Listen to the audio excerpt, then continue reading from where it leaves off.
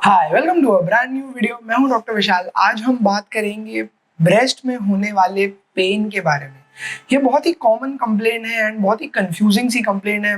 बहुत सारी फीमेल्स को होती है एंड वो काफ़ी इससे स्ट्रगल करते रहते हैं। तो आज हम थोड़ा समझने की कोशिश करेंगे कि पेन के क्या क्या कारण हो सकते हैं, ऐसी कौन सी चीज़ें जो आप घर पे कर सकते हैं, ऐसी कौन सी चीज़ें जो आप घर पे नहीं कर सकते हैं, कौन से इन्वेस्टिगेशंस आपको इस कंडीशन के बारे में ज़्यादा इंफॉर्मेशन दे पाएंगे एंड किस किस्म के डॉक्टर आपकी मदद कर पाएंगे। सबसे पहले हम थोड़ा ब्रेस्ट की एनाटॉमी को समझने की कोशिश करें तो हमको एक आइडिया आ जाएगा कि क्यों होता है पेन।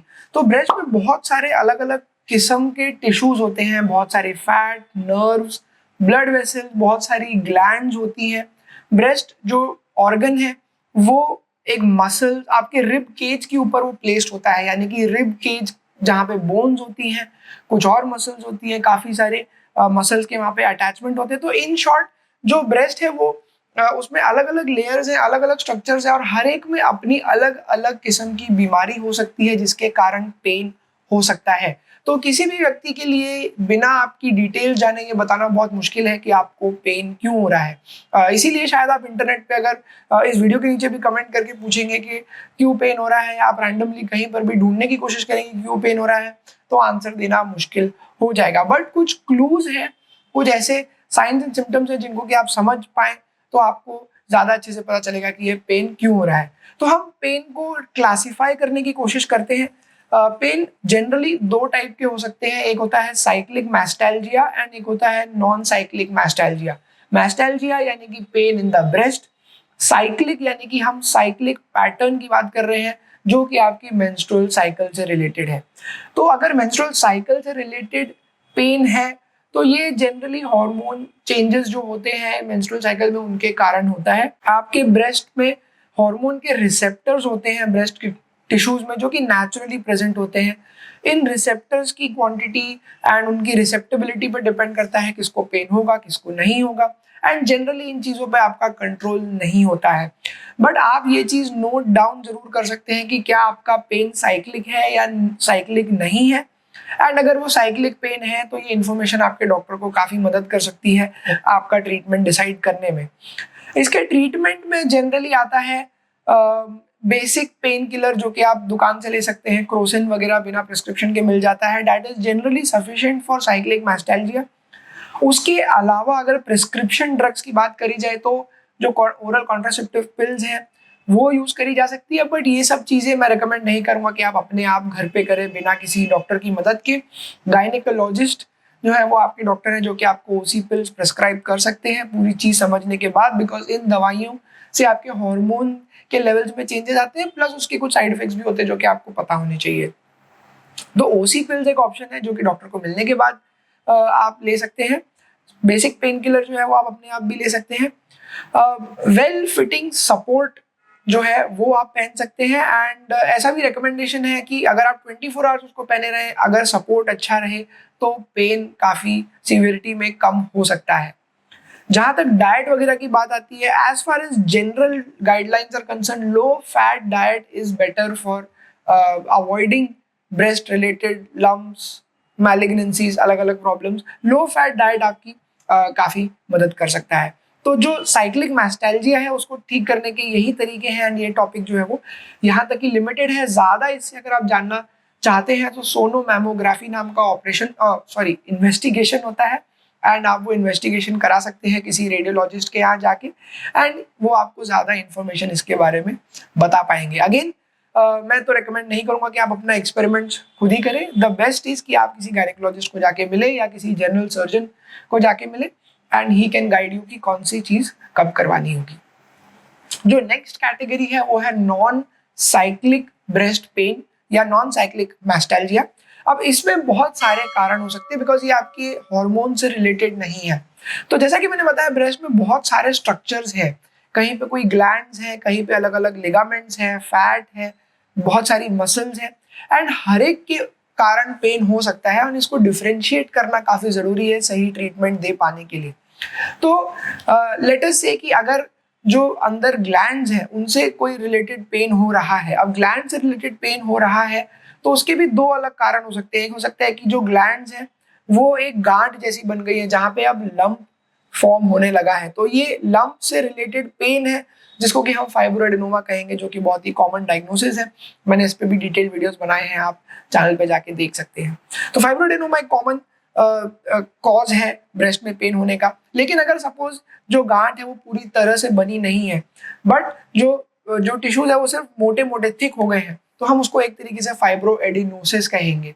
उसमें कोई लंप फील नहीं होता है, बस एक डल एकिंग सा पेन होता रहता है। एंड अगेन इस चीज को ज्यादा अच्छे से समझने के लिए आपको सोनोमैमोग्राफी करा के किसी गायनेकोलॉजिस्ट या किसी जनरल सर्जन से मिलकर डिस्कस करना होगा। तो ये ऐसे दो कॉमन कॉजेज ऑफ पेन है जो कि specially younger age group of females में पाए जाते हैं, जो उनके ब्रेस्ट की ग्लैंडुलर टिश्यू से रिलेटेड है। इसके अलावा और भी काफी सारे कॉजेज हो सकते हैं, जैसे कि फॉर एग्जाम्पल अगर आप कोई यंग व्यक्ति हैं, आपने कोई नई स्पोर्ट्स की एक्टिविटी शुरू करी है, आपने स्विमिंग शुरू करी है, टेनिस बैडमिंटन खेलना शुरू किया है, तो हमारे हाथ के जो मूवमेंट्स होते हैं, हमारे शोल्डर से काफी सारी मसल जो है वो हमारे रिब केज के पास जाके अटैच होती है। एंड इंक्रीज फिजिकल एक्टिविटी के बाद आपको पेन हो सकता है, बट देखने में हो सकता है आपको यही लगेगा कि ये तो ब्रेस्ट रिलेटेड पेन है एंड ये पता नहीं क्यों हो रहा है, जबकि हो सकता है सिंपल रेस्ट लेने से इस पेन को ठीक किया जा सके। पेन को कंट्रोल करने की बात आती है। हम कुछ देर पहले फाइब्रोएडेनोसिस, फाइब्रोएडेनोमा के बारे में बात कर रहे थे। इनको ठीक करने के लिए विटामिन ई सप्लीमेंट्स आते हैं, जो कि आप बिना प्रिस्क्रिप्शन के ले सकते हैं। जनरली इसकी थेरेपी 2 से 3 महीने तक ली जाती है। उसी के साथ इवनिंग प्राइमरोज ऑयल नाम का सप्लीमेंट आता है, आप वो ले सकते हैं। मिथाइल कोबालामाइन कॉम्बिनेशन के काफ़ी सारे सप्लीमेंट्स आते हैं, लिंक आपको डिस्क्रिप्शन में मिल जाएंगी, आप उनको भी यूज करके देख सकते हैं कुछ महीनों तक। हालांकि ये जो ट्रीटमेंट, जो सप्लीमेंट्स है, ये दवाइयाँ भी नहीं है, सिर्फ सप्लीमेंट्स है, इसीलिए ये बिना प्रिस्क्रिप्शन के मिलते हैं। ये सिर्फ फाइब्रोएडेनोसिस, फाइब्रोएडेनोमा अगर आपकी डायग्नोसिस रही है तो उन्हीं के लिए लिमिटेड है। एज अ डॉक्टर मैं हमेशा ये सजेस्ट करता हूँ कि आप कोई भी बीमारी को चाहे खुद ही क्यों ना ट्रीट करने की कोशिश कर रहे हो, बट डायग्नोसिस आपके पास पक्की होनी चाहिए, वरना अंधेरे में खाली ट्रीटमेंट एक्सपेरिमेंट करते रहना और कोई सीरियस डायग्नोसिस को मिस कर देना, ये बहुत ही गलत बात होगी। तो जहां तक सप्लीमेंटेशन की बात आती है, विटामिन ई, मिथाइल कोबालामाइन जो सप्लीमेंट्स है, एंड इवनिंग प्राइमरोज ऑयल, ये फाइब्रोएडेनोसिस, फाइब्रोएडेनोमा दोनों में ही आपकी मदद कर पाएंगे। जहां तक स्पोर्ट्स रिलेटेड इंजरी या एक्टिविटी रिलेटेड पेन की बात आती है, सिंपल रेस्ट करने से या कोई बेसिक पेन किलर जैसे क्रोसिन वगैरह लेने से भी आपका पेन जो है वो रिलीफ हो सकता है। कई बार ऐसा होता है कि जो ब्रेस्ट है वो पेंडुलस होते हैं या हैवी ब्रेस्ट होते हैं, जिसमें लिगामेंट्स को स्ट्रेच किया जाता है, लिगामेंट स्ट्रेच हो जाते हैं अपने आप वेट की वजह से। तो something as simple as wearing a better breast support can decrease your pain. सिर्फ आपका जो ब्रेस्ट सपोर्ट है वो चेंज करने से भी हो सकता है आपका पेन परमानेंटली चला जाए। तो ये कुछ ऐसी चीजें हैं जो कि आप अपने लेवल पे ही ट्राई करके देख सकते हैं, इसके पहले कि आपको डॉक्टर के पास जाना पड़े। हाउएवर अगर आपके पास फैसिलिटी है, अवेयरनेस है, तो मैं तो कहूँगा कि आपको जाना चाहिए। इसके बाद जो चीज़ें हैं वो धीरे धीरे सीरियस होती जाती हैं। इसके बाद फॉर एग्जांपल अगर आपको पेन हो रहा है लेकिन साथ में फीवर भी आने लगा है, साथ पे आप देख रहे हैं कि कहीं पे कोई रेडनेस भी आने लगी है, कहीं पे कुछ कड़क कड़क हो गया है, कुछ डिस्चार्ज आने लगा है, तो अब ये इंडिकेट कर रहा है कि आपको वहाँ पे कोई लोकलाइज इन्फेक्शन हो गया है, स्किन के नीचे, फैट के बीच में कहीं से इन्फेक्शन अंदर पहुँच गया है एंड अब वहाँ पे पस जैसा कुछ बनने लगा है। ये सिचुएशन है जहाँ पे पेन को हल्के में नहीं लेना चाहिए। ऐसे में अगर आप विटामिन वगैरह खाते रहेंगे तो आप अपना समय वेस्ट करेंगे। ये समय है तुरंत डॉक्टर के पास जाएं, देखवाएं कि क्या हुआ है एंड अप्रोप्रिएट ट्रीटमेंट ले। अगर आप सही समय पर पहुंच गए तो हो सकता है पस बनने के पहले ही पकड़ाई में आ जाए बीमारी, तो आपका ऑपरेशन बच जाएगा। लेकिन एक बार पस बनना शुरू हो जाता है तो उसको कट करके निकालना, यानी कि इंसिजन एंड ड्रेनेज करना ही उसका एकमात्र उपाय बच जाता है। तो इसके बाद जैसा मैंने बताया चीजें थोड़ा थोड़ा सीरियस होते जाएंगी। तो पेन है लेकिन साथ में फीवर भी है, दुख भी रहा है यानी कि टेंडरनेस भी है, एंड ये 2-3 दिन में ही डेवलप हो गया है, तो बेशक आपको समय रहते डॉक्टर के पास पहुंच जाना चाहिए। अगर आप लैक्टेटिंग फीमेल है तो पेन होने के कुछ और भी कारण हो सकते हैं, जैसे कि मिल्क प्रोड्यूस हो रहा है लेकिन बाहर नहीं आ पा रहा है, तो उसको हम कहते हैं ब्रेस्ट एनगॉर्जमेंट। उसके कारण काफी पेन हो सकता है।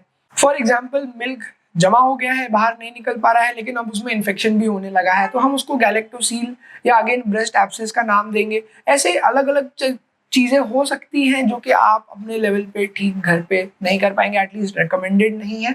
तो इन सब चीज़ों के लिए आपको डॉक्टर की मदद लगेगी।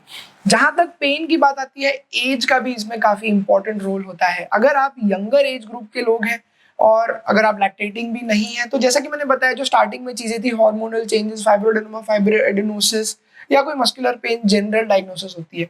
लेकिन अगर आपकी एज ज़्यादा है, पेन आपको बार बार होने लगा है, आप लैक्टेटिंग हैं या लैक्टेटिंग थे कभी, तो इसकी डायग्नोसिस जो है वो धीरे धीरे करके सीरियस होती जाती है। एंड रेगुलर चेकअप कराना रिकमेंडेड है, कराना चाहिए। एंड अगर नहीं भी आप करा रहे हैं, पेन है, आपने बेसिक पेन किलर खा ली, नहीं ठीक हो रहा है, तो आपको तुरंत डॉक्टर के पास जाना चाहिए। जहाँ तक पेन और कैंसर की बात आती है, मैं यही कहूँगा कि अगर आप हायर एज ग्रुप में है, जैसे कि आप 35-40 एंड बियॉन्ड है, एंड आपको ब्रेस्ट में साइक्लिक पेन हो रहा है बार बार, कोई और कारण की वजह से आप पता नहीं कर पा रहे हैं, then it is better to meet a doctor. किसी गायनेकोलॉजिस्ट, किसी सर्जन को मिलिए, जनरल सर्जन को मिलिए, एंड अपने ढंग से इन्वेस्टिगेशन कराइए।